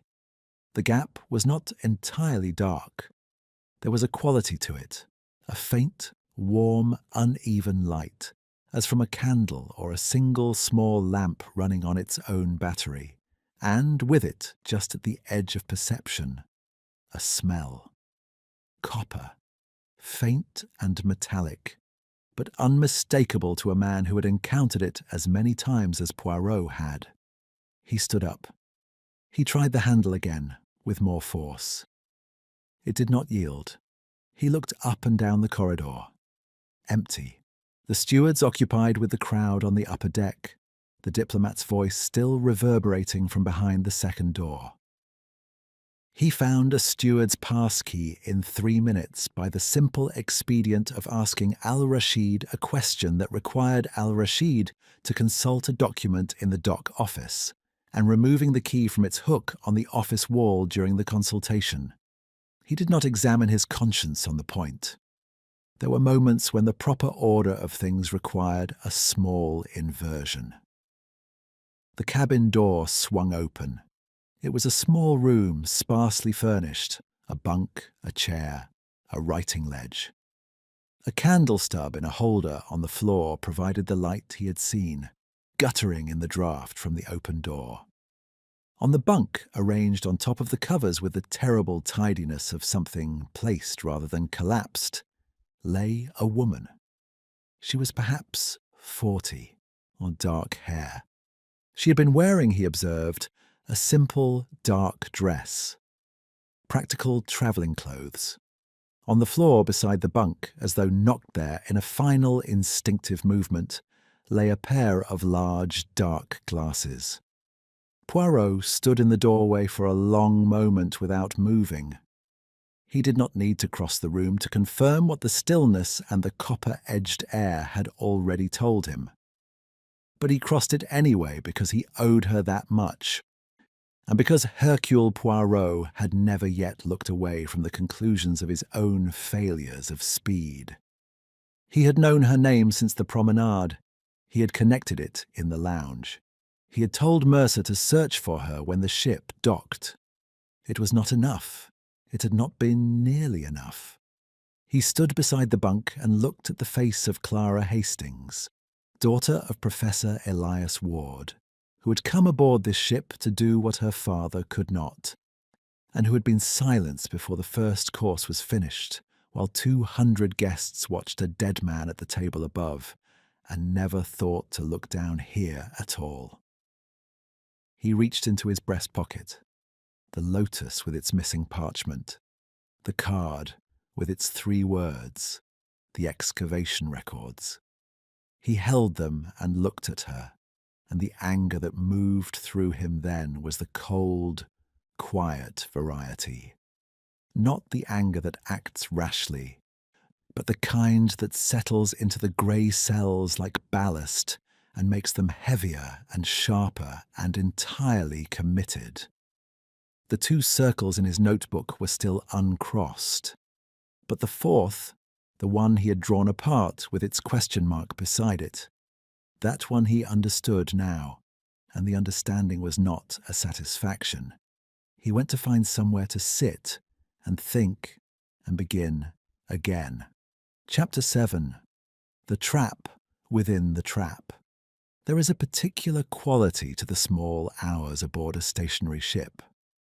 The normal sounds of passage, the engine's steady pulse, the rhythm of water parted and rejoined, are absent, and what replaces them is an amplified quiet in which every footstep, every voice, every creak of the hull becomes disproportionately distinct.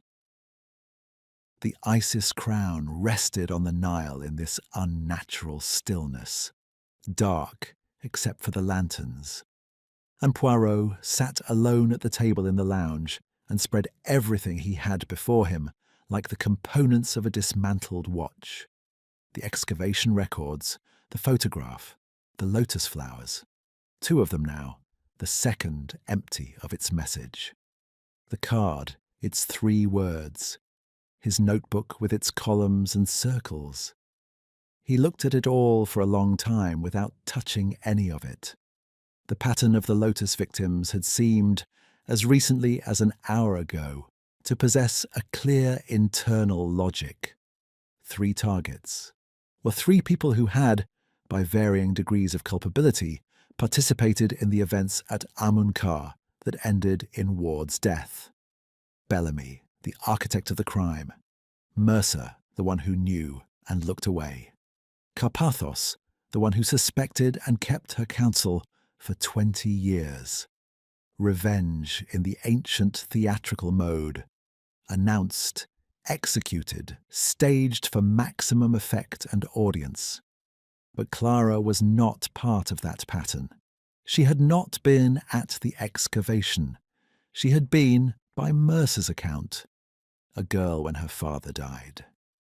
A child who grew into a woman carrying a question she could not answer through ordinary means, and who had spent years working her way towards the people who could. She had come aboard this ship not as a victim, but as a pursuer. She had warned Poirot on the promenade, which meant she had known, or strongly suspected, that the banquet would not pass peacefully. She had known, and she had come anyway. Well, that required either great courage or the particular recklessness of someone who feels they have already lost the thing they most wish to protect. Poirot set his pencil down and thought about the second lotus, the one with no message inside. He had assumed when he first took it from beside Mercer's wounded body that the absence was an error or an interruption. Now he was not certain. The first lotus carried a parchment directed at the audience. The river remembers the dead, theatrical and declamatory. But this one was empty, as though the person who placed it had run out of things to say, or had decided that saying was no longer the point, or as though a second person had placed it. Someone who had the lotus, but not the message, because the message had not been prepared for them to deliver.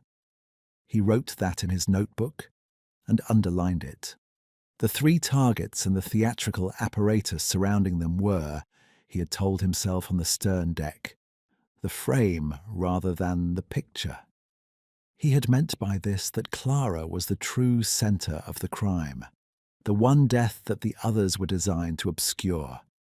That remained correct, but he had not yet pushed the thought to its full conclusion. If the Lotus murders were someone's revenge for Ward's death, the product of years of accumulated knowledge and grief and righteous fury given finally a shape. And if Clara's death was a separate act, committed by a different intelligence for a different reason, then 2 crimes had been occurring simultaneously on this ship, using each other as cover.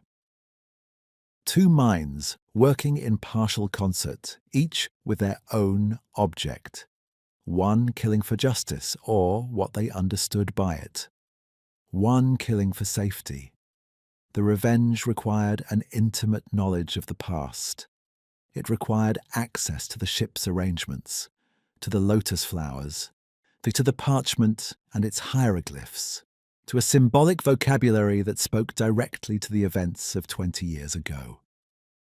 It was the work of someone for whom the Amun-Ka excavation was a defining wound, not a professional incident or a financial inconvenience. Clara's murder required something different. It required knowing that she was coming, knowing what she carried, understanding that her evidence, once made public, would cause damage of a very specific kind. not to a reputation, which Bellamy would have known about, and which was now moot in any case, but to something still standing, still functioning, still worth protecting. A fortune built on stolen things, the items omitted from the excavation records, the Ushabti figurines, the alabaster vessels, the canopic fragments, modest enough on their own terms, but those were the ones Carpathos had identified. The records Bellamy kept suggested others. Poirot had read them carefully. The total, assessed by the conservative standards of the market he had observed that afternoon in Luxor, would have been sufficient 20 years ago to seed a collection. Sufficient, carefully managed and expanded over 2 decades to become the foundation of a considerable fortune. He thought of Carpathos in her ivory silk, her amber beads, the apartment in Athens that the European papers had photographed, the collection that museum curators spoke of with reverence. He thought of her face when she had looked across the darkened deck at Mercer's fallen body. Not horror, recognition. He thought of the intruder in Bellamy's cabin, going through the satchel with practiced hands, looking for the excavation records before Poirot could find them, and jumping into the Nile rather than be identified. An excellent swimmer, he had noted, a calculated risk for someone who had calculated everything else. He picked up his pencil. He drew 2 columns on a fresh page. In the first he wrote, Revenge. Below it, Bellamy, Mercer, Carpathos, lotus flowers, parchment, hieroglyphs, timing, theatre. In the second column he wrote, Concealment. Below it, Clara. The cabin. No parchment, records, silent, hidden. He looked at the 2 columns. Then he drew a line connecting them, and beside the line he wrote a single word. Carpathos. Not as the architect of both. That was too simple, and simplicity in these matters was nearly always wrong. But as the point at which the 2 crimes intersected, the person who understood the revenge plot well enough to exploit its noise, and who had a separate and compelling reason to want Clara Ward dead before she could publish her evidence. Someone had collaborated with the revenge, enabled it, perhaps, provided access or information, or simply refrained from warning the targets, and in that collaboration had found the cover they needed for the one killing that was truly their own.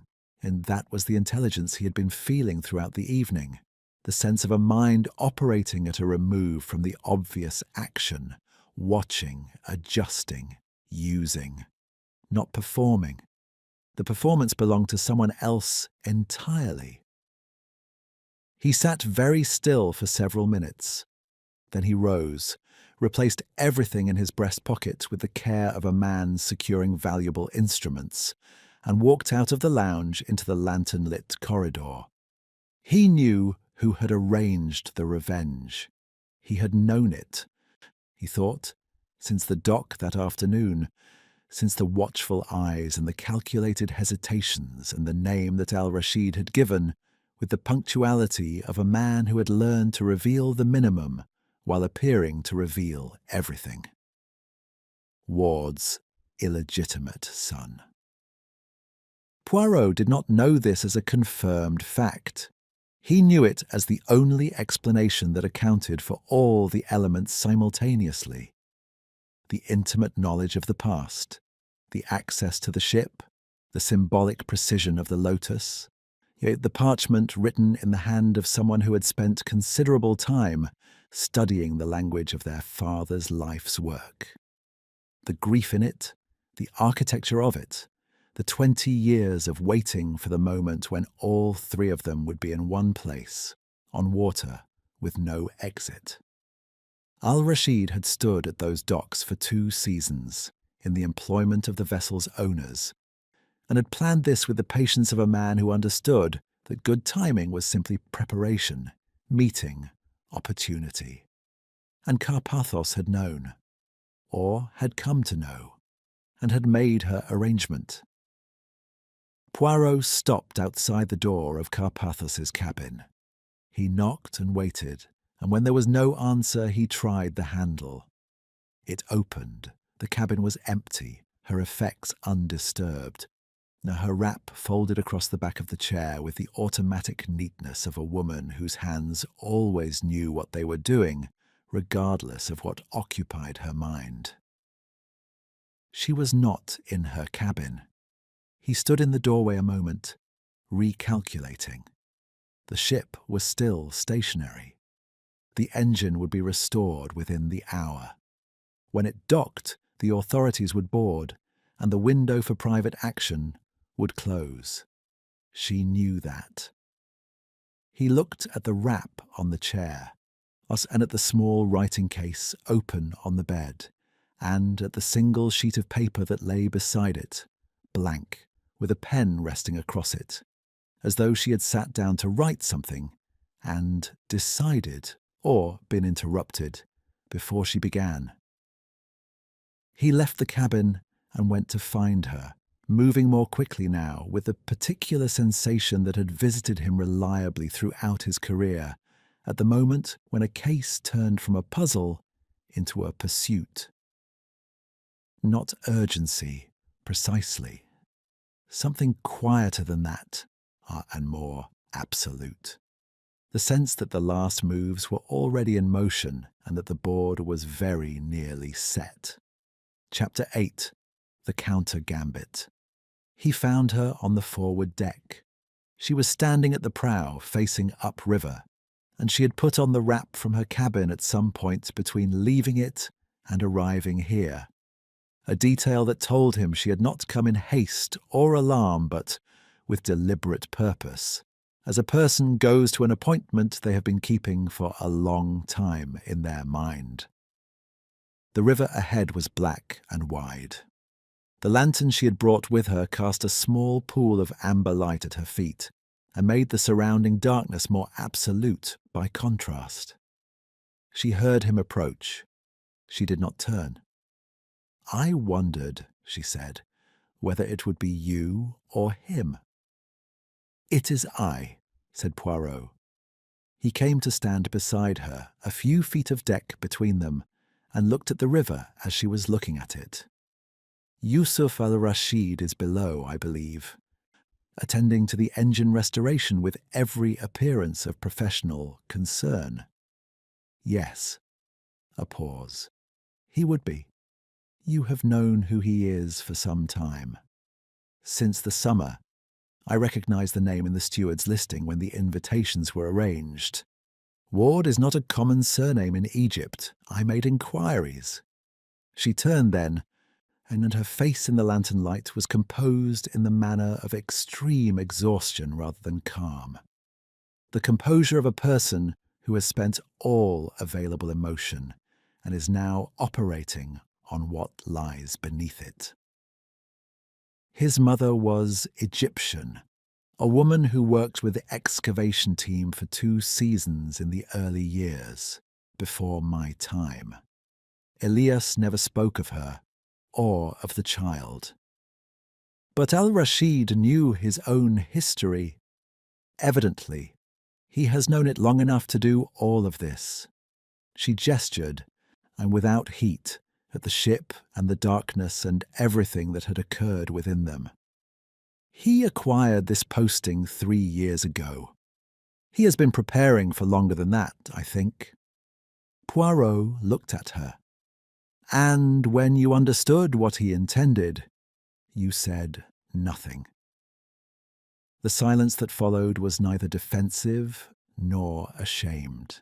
It was the silence of a person examining a true statement and finding nothing in it to dispute. "Adrian Bellamy murdered Elias Ward," she said. "I have believed that for 20 years. I had no proof sufficient for any authority I might have approached, and Adrian had connections in every institution that might have listened.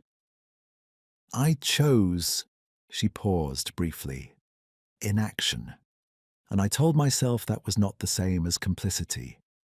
I have been telling myself that for a very long time. And when you saw that Al-Rashid would do what you could not, I did not help him. I want to be precise about that. I did not provide assistance or information. She looked at the river. I simply refrained from warning Bellamy or Mercer. I knew they would both be on this ship. I knew Al-Rashid was the steward. I chose to attend, and I chose to say nothing. Which is a distinction, Poirot said carefully, that the law will find less significant than you do. I imagine it will. No particular distress accompanied this. It had the sound of something accepted some time ago. Poirot clasped his hands behind his back. The river made small sounds against the hull. Somewhere below, a voice called out, "The engine crew, progress being reported," and was answered. "Clara Hastings," he said. The name landed differently. He saw it in the fractional shift of her shoulders, the way her chin lifted very slightly as though against something physical. That was not part of what I understood. No. Poirot kept his voice level. Tell me what you did understand. She was quiet for a moment, arranging it. I knew Ward had a daughter. I had heard over the past year that she had been researching, asking questions of people who had been in Egypt that season. I knew she had found something, the excavation records or copies of them, and that she intended to publish. I thought... She stopped. You thought that publication would expose Bellamy, which was, in any case, about to become irrelevant. Yes. But it would also expose the provenance of certain items in your collection. The pause this time was longer. When she spoke again, her voice had changed in register, not by much, but enough. Some of them, a number of pieces I acquired in the years after the excavation. I did not ask sufficient questions about their origins. I told myself that was normal practice for the period, which it was. That was also a lie I've been telling myself for a long time. Poirot said nothing.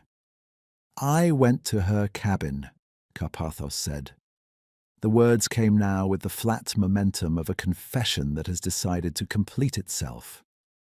Before the banquet, before anything happened, I went to speak with her, to ask her, to persuade her if I could, to delay publication while we discussed.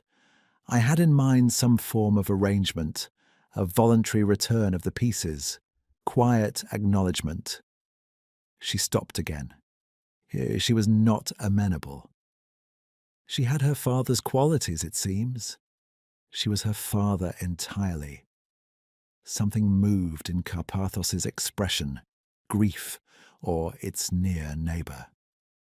She told me the publication would proceed, that it would name everyone, that she had copies lodged with a solicitor in London and a journalist in Cairo, and that no arrangement I proposed would stop it. A long breath.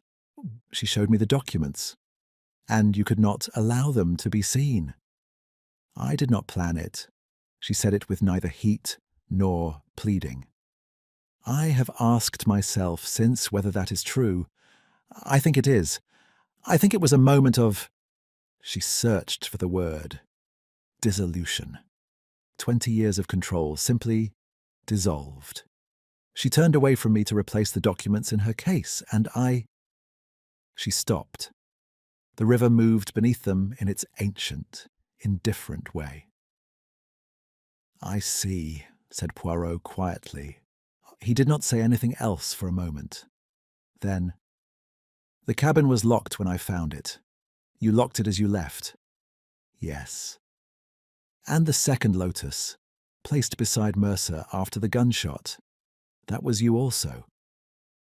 She looked at him sharply for the first time. I found the flowers in Al-Rashid's office earlier in the evening, she said.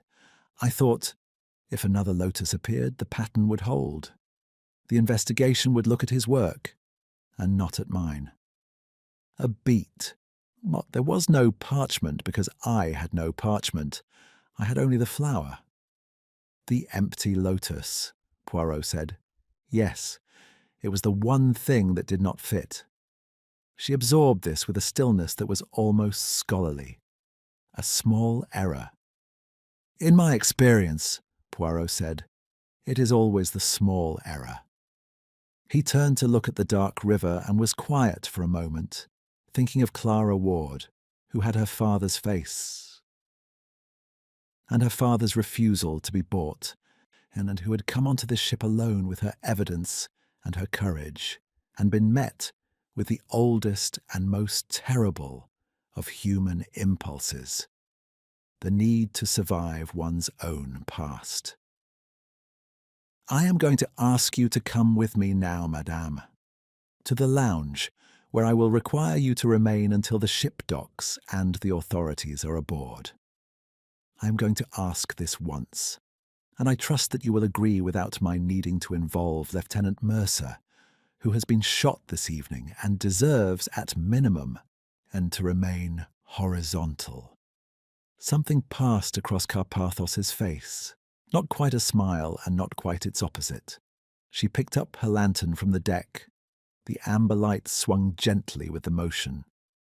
You are a very precise man, Monsieur Poirot. I am a Belgian, he said simply. It is the same thing. She walked with him back along the deck without resistance, her ivory wrap very white against the dark. Poirot walked beside her at a pace that was not hurried and not leisurely, the pace of two people crossing a known distance together. At the entrance to the interior, he paused and looked back. The river lay behind them, vast and black and utterly calm, the stars above it uncountable. The desert on both banks had the quality of something waiting, not with menace, but with the patient and permanent attention of things that have seen everything and forgotten nothing. He had one task remaining before the ship docked. Al-Rashid. Not a confrontation. Not yet. Something more carefully arranged than that. He needed the man in a position of his own choosing, at a time of his own choosing, with the full account ready to be laid before him in the manner that Poirot had always preferred. Completely, without ambiguity, and with the exits already closed. He needed, in short, a stage. He went to find the ship's purser, from whom he required two things: confirmation of the docking time and the announcement of a final gathering of all passengers at dawn. The purpose of the gathering, as he intended it to be communicated through the ship, was simple. At first light, Monsieur Poirot would name the killer. He did not specify which one. Chapter 9. Checkmate. The announcement spread through the ship in the way that announcements do when people have been frightened for several hours and are hungry for resolution, quickly and with embellishment. By the time Poirot had settled himself in the lounge with a cup of the ship's indifferent coffee, he was aware that the passenger version of his declaration had acquired several details he had not provided, and an atmosphere of impending drama that was, he reflected, not entirely inaccurate. He drank his coffee and waited. The engine had been restored at 1:30. The Isis Crown was moving again, slowly, her lights back and her hull alive with that steady pulse that made a ship feel inhabited rather than merely occupied. The lanterns on the upper deck cast their familiar amber across the water. In 2 hours, perhaps a little more, she would reach the dock at Luxor, and the Egyptian authorities would come aboard with their notebooks and their questions. 2 hours. He had used less time than that to considerably more complicated effect. At 2:15, he sent a message to Al-Rashid through the most junior steward he could find. A boy of perhaps 17, who delivered it with the anxious gravity of someone carrying something fragile. The message contained a single sentence and was written on a page torn from the small leather notebook. It said, "I know who you are, and I would speak with you privately before the authorities board." He did not sign it. Al-Rashid would know. He came at 2:30. He came, though as Poirot had expected, without hesitation, not with the cornered urgency of someone who had run out of alternatives, but with the measured, deliberate step of a man who had decided that this conversation was the next necessary thing and intended to conduct it on his own terms if possible. He closed the lounge door behind him, stood for a moment taking in Poirot's arrangement of the documents on the table, and then sat down in the chair opposite without being invited. They regarded each other. "And you have known since the promenade," Al-Rashid said. It was not a question. "I suspected since the promenade," Poirot corrected pleasantly. "I knew with certainty rather later." He looked at the man across the table, at the precise stillness of him, the controlled face, the hands resting flat on his knees. "You are very like him." Al-Rashid's expression did not change, but something shifted fractionally behind it. "You knew my father." "I knew his work and his photograph." Poirot turned the image on the table to face Al-Rashid.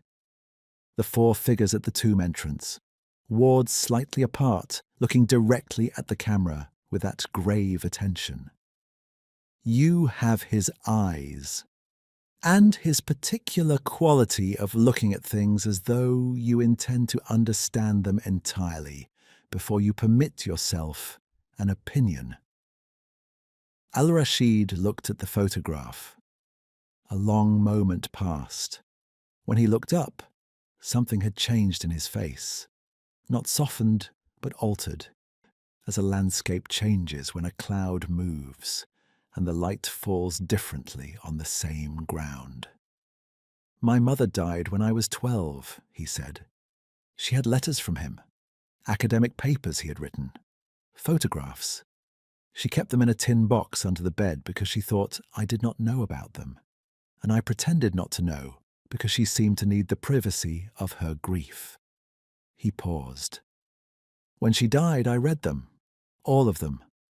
I learned who he was, what he had done, what had been done to him. And you began to plan." "Not immediately. I was 12. A trace of something dry in it. Not quite humour, but the shape of humour, the bones of it. I began, eventually, to plan.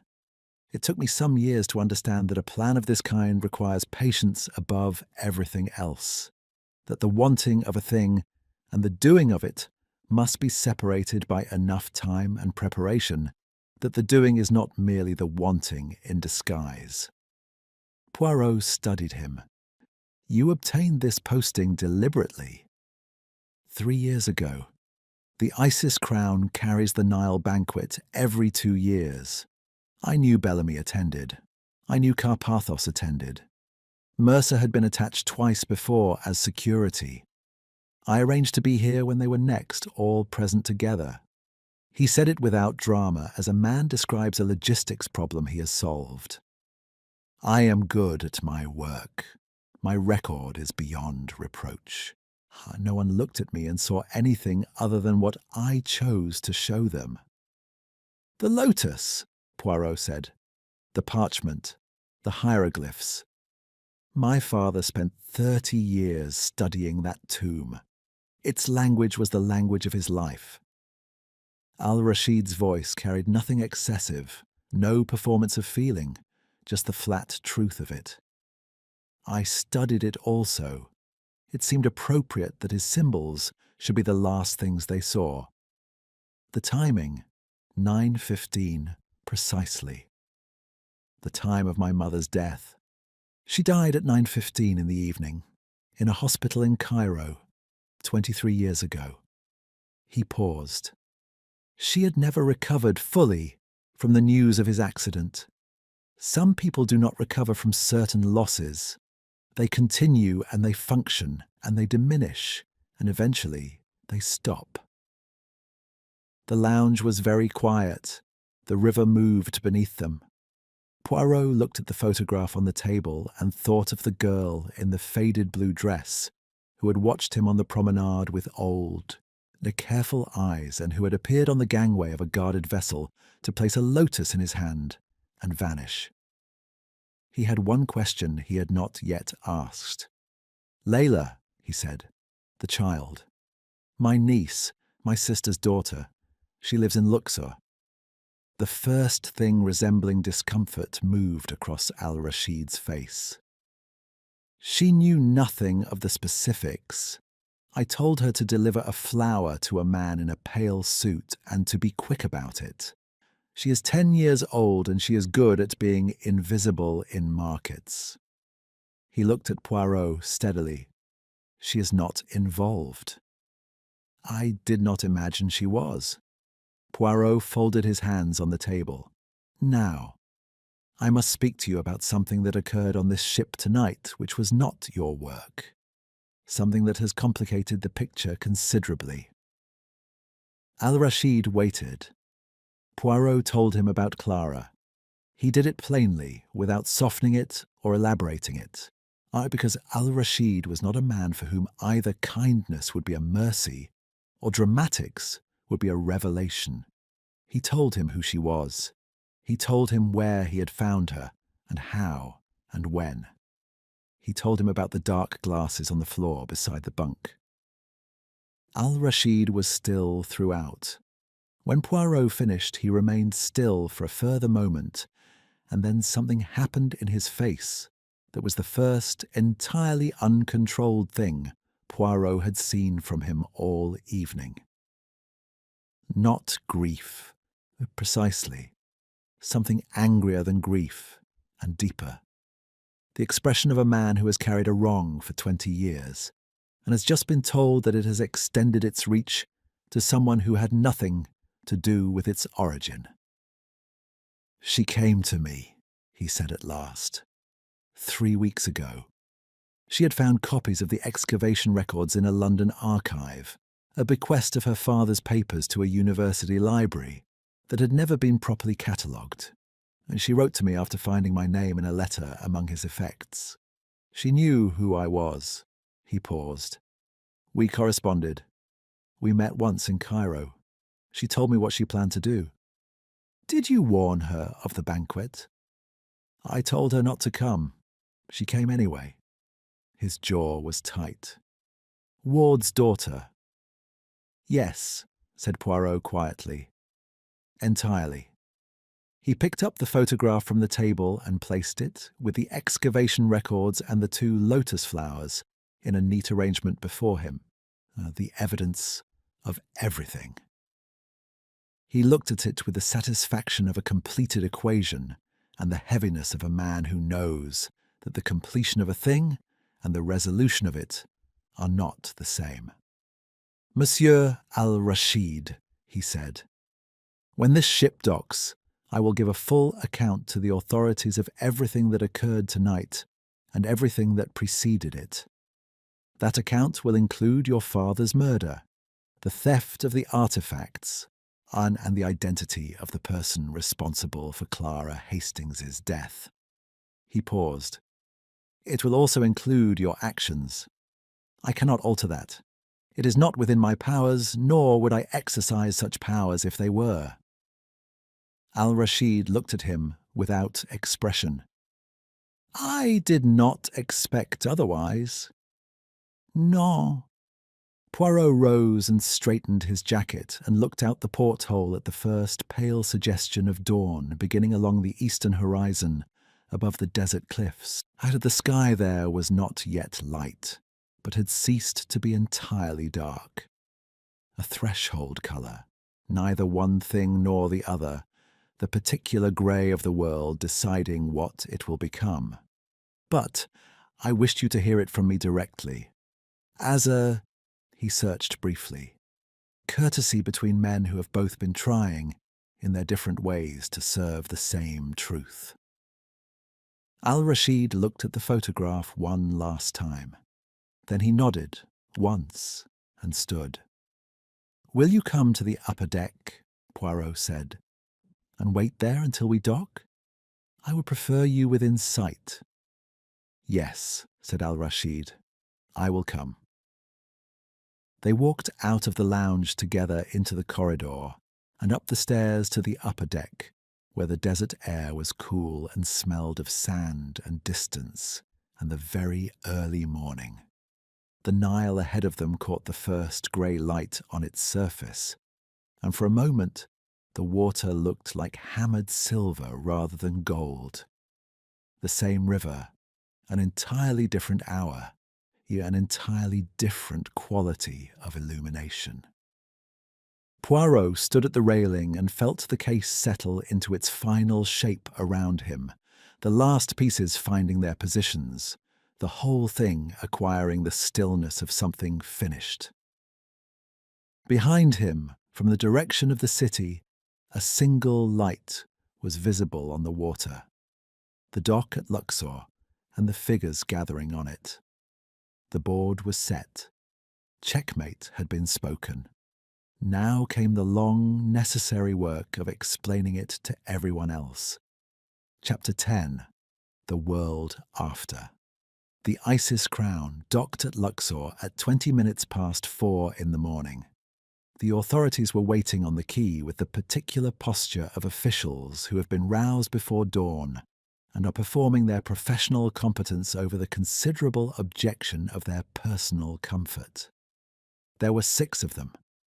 3 Egyptian police officers, a representative of the Antiquities Service, and 2 men in the plain clothes of persons who did not wish to specify their institutional affiliation.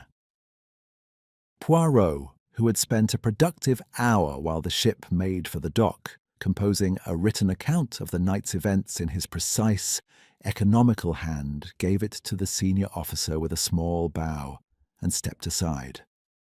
What followed occupied the better part of 3 hours and was, in the technical procedural sense, not Poirot's affair. He answered the questions put to him fully and without embellishment, repeated the same answers when they were put to him a second time in a slightly different order. A test of consistency that he found mildly flattering, and then withdrew to a bench on the quay and waited. Carpathos was taken off the ship first, on foot between 2 officers, her ivory wrap exchanged at some point for a plain coat someone had found for her. She walked with her chin level and her eyes forward. She did not look at the city or the river. At the bottom of the gangway she paused for just a moment, as though something required a final internal adjustment, and then continued. Poirot watched her go and thought of what she had said on the forward deck in the small hours, that she had been telling herself a certain lie for a very long time.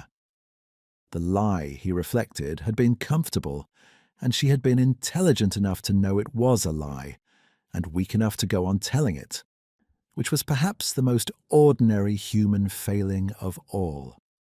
Al-Rashid came off the ship quietly, without ceremony, flanked by an officer on each side, but walking between them with the unhurried self-possession of a man in charge of his own movements. He had handed over the lotus flowers, the remaining parchments, and a sealed document of his own preparation. A complete written account, Poirot had been told, written during the engine restoration in a hand as precise as his father's. And at the bottom of the gangway he stopped and looked back once at the ship, and then at the river, and then at nothing in particular, with the expression of a man taking a last measurement of something he will not see again.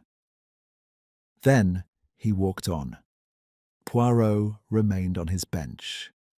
Lieutenant Mercer was carried off on a stretcher to a waiting vehicle, awake and loudly objecting to the stretcher. His shoulder wound was, by Fald's assessment, straightforwardly survivable. He would spend some days in hospital and a longer period in conversation with various authorities about what he had known and when he had known it, and his military career would almost certainly not outlast those conversations. Poirot did not feel strongly about this in either direction. Mercer had been young and had made the choice that frightened young men make, and he had carried it for 15 years, and the carrying had not improved him.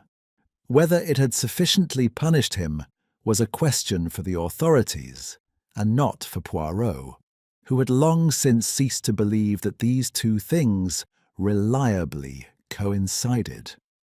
The passengers disembarked through the morning in a long, subdued procession. They moved past the officials at the bottom of the gangway with the collective air of people who have survived something they had not anticipated and are not yet certain what to make of the experience. Some would dine out on it for years, while some would not speak of it. A very small number, Poirot judged, would find that the night had shifted something in them permanently and would spend some time understanding what it was. He was still on his bench at 7:30, watching the Nile, when he heard a small sound beside him. Layla sat down at the far end of the bench. She had the same basket, the same faded blue dress. She set the basket on her knee and looked at the river with the composed attention of someone who comes to this place regularly and finds it satisfactory.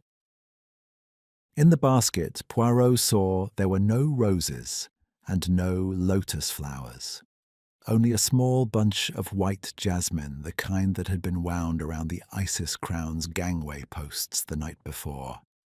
He did not speak immediately. He had found, in his long acquaintance with the silences of children, that it was generally better to let them arrive at their own pace. After a moment she said, without turning her head, "Is my uncle in trouble?" "Yes," said Poirot. He did not see any utility in alternative answers. "He is in a great deal of trouble." She received this with the stillness that he had noticed in her on the promenade the day before, which already felt considerably further away than 18 hours. "He told me it would be so," she said. "He told me before the banquet. He said there were things he had to do and that they would cost him something, and that I was not to worry, because the cost had always been part of the plan." She paused. "I did not understand what he meant then. Do you understand now?" "A little." She looked at the river. "He said my grandfather was a great man who had been treated badly. He said that great men who are treated badly deserve to be remembered honestly." She was quiet for a moment. "Is that true?" Poirot considered the question with the seriousness it deserved. "I think," he said at last, "that your grandfather was a man of considerable honesty and courage, who found those qualities very costly in the end. Whether a man of that kind deserves to be remembered honestly depends very much on whether the people who remember him are honest themselves." He paused. "Your uncle was honest. He was also not right in the method he chose. Both things are true simultaneously." Layla turned this over in the way that children do when they are genuinely thinking, and not merely performing the gesture of thinking. "That is complicated," she said. "Yes," Poirot agreed. "It is one of the more reliable features of the truth." She reached into the basket and took out a single stem of jasmine. She held it for a moment, and then set it on the bench between them with a deliberateness that might have been entirely unconscious or might have been the opposite. Then she stood, picked up her basket, and walked away along the promenade with the unhurried certainty of someone who knows exactly where she is going. Poirot looked at the jasmine on the bench. He thought of Clara Ward, who lay now in a mortuary in Luxor, far from the London solicitor who held her copies, and the Cairo journalist who would, in due course, receive them. The story she had spent years assembling would be told, not by her, but because of her, which was the second best outcome and the one that life, in his experience, most commonly offered. The excavation records would become public. The artifacts that could be traced would be pursued through the channels of the Antiquities Service, which moved slowly and then suddenly, as such things do. The Carpathos collection would be examined with the detailed, unfriendly attention it had so long successfully avoided. Professor Elias Ward's name would be restored to the record of the Amunkar excavation, in the place from which it had been quietly erased 20 years before. That was not nothing. In Poirot's accounting, it was quite a great deal. Whether it was enough was another question, and not one he would answer this morning. He rose from the bench, collected his notebook and his hat, and walked along the promenade to the café he had occupied the afternoon before. The same table was available, overlooking the river. He sat down, ordered coffee, proper coffee, he specified, with a precision that brooked no interpretation, and opened his notebook to a clean page. He wrote nothing on it. He looked at the river instead. The Nile in the early morning was a different proposition entirely from the Nile at dusk. The gold was gone, but the light came from the east in long, flat plains that made the surface of the water look clean and resolved, as though the night had passed over it and taken its complexity away. Feluccas were already moving, their sails pale in the new light. On the far bank, the cliffs of the Valley of the Kings were beginning to emerge from shadow, their ridges sharpening against the sky. A boy below the promenade wall was selling newspapers, calling out in Arabic. Two British tourists at the next table were consulting a guidebook and disputing quietly over a map. The world, in other words, was conducting itself as the world does, with complete indifference to what had occurred upon the river during the night, and with every appearance of intending to continue indefinitely on the same basis. Poirot found this, as he generally did, both faintly absurd and deeply reassuring. His coffee arrived. It was, he was pleased to note, excellent. He drank it slowly and thought about the case in the manner he always thought about finished cases. Not reviewing the investigation which was done, but sitting quietly with what it had revealed about the nature of people. Bellamy, who had been charming and corrupt, and who had perhaps never quite understood that charm was not the same as impunity. Carpathos, who had built something beautiful on a rotten foundation and had managed for 20 years to believe that the beauty cancelled the rot. Immerser, who had been a bystander at a crime and had spent 15 years paying for it in the private currency of a bad conscience, which is expensive and purchases nothing. And Al-Rashid, who had been patient and precise and righteous, and had still, in the end, caused an innocent woman's death by setting in motion the events that had given Carpathos her cover. The intention and the consequence. The two things that people most frequently confused in Poirot's experience when accounting for themselves. He turned to a fresh page and wrote, in his careful hand, the name Ward. He drew a small line beneath it and looked at it for a moment. Then he closed the notebook. The jasmine from the bench was in his breast pocket. He had picked it up, without quite deciding to, in the way one sometimes acts before the decision has been consciously formed. He was aware of it there now, small and white, and beginning to wilt in the morning heat, as things cut from their roots inevitably do. He finished his coffee.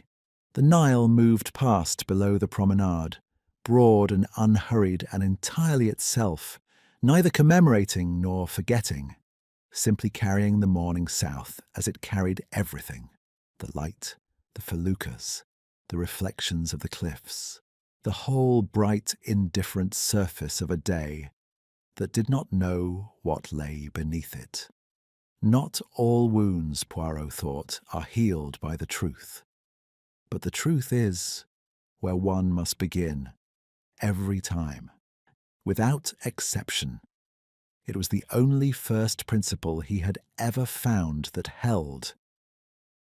He left a coin on the table for the coffee, settled his hat, and walked back along the promenade into the noise and colour and warm, ordinary chaos of a Luxor morning, a small, immaculate figure moving with unhurried purpose, his magnificent moustaches entirely undisturbed by the events of the night, his grey cells already, almost imperceptibly, at rest,